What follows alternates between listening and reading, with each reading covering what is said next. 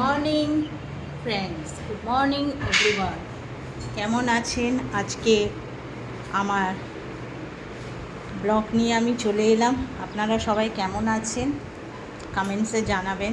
আজ আমার বেশি কিছু রান্নাবান্না হয়নি, আজ থার্সডে। তারপরে সেকেন্ড হচ্ছে, আজ আমাদের অফিস কালিগ একজন আছেন, তার নাম হচ্ছে শম্ভুদা। সে নতুন বাড়ি করেছে, তার গৃহপ্রবেশ, তাই আমরা দুপুরে ওইখানে খাওয়া দাওয়া করতে যাব। তো তাই জন্য বেশি কিছু রান্না করিনি। বরকে টিফিনে চিংড়ি মাছ আলু তরকারি করে দিয়েছি, আর ভাত, পটল ভাজা, বেগুন ভাজা দিয়েছি। আর বিকজ ও আমিষ নিরামিষ মানে না, আর আমার তো বৃহস্পতিবার, আজ গুরুবার, তো আমাকে নিরামিষ খেতে হবে।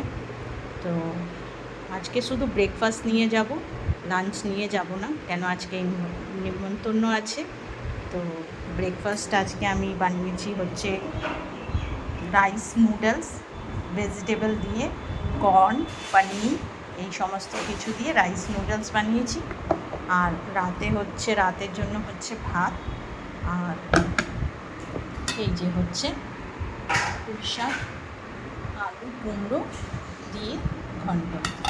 তো এই হচ্ছে আমার আজকে রান্নাবান্নার মেনু। বললাম না আপনাদের বেশি কিছু রান্নাবান্না করিনি।